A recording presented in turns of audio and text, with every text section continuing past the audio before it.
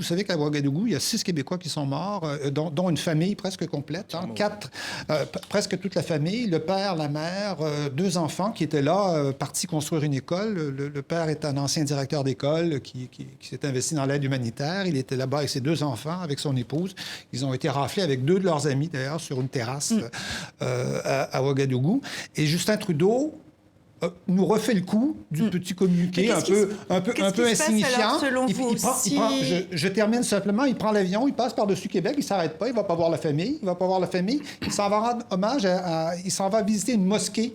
Une mosquée à Toronto, près de Toronto, où il y avait eu un attentat, quelque chose comme ça.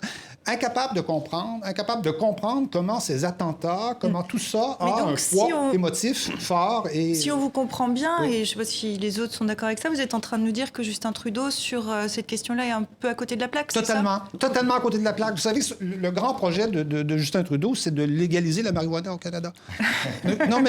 Non, c'est pour vous dire. Vous êtes peut-être un peu Justin sévère. Trudeau en parle plus souvent que du terrorisme international. Non, mais soyons clairs. L'argument de Trudeau, je ne sais pas si c'est un argument qu'il a trouvé récemment pour se débrouiller avec ses promesses de campagne ou pas, son argument c'est de dire les bombardements, c'est pas ça qui va permettre d'éradiquer l'État islamique en Syrie et en Irak. Ce qu'il faut, c'est les troupes au sol.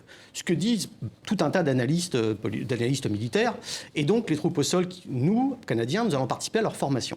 Le problème, c'est que les gens que forment actuellement les Canadiens, le Canada, les conseillers canadiens sur place, ce sont les combattants kurdes irakiens.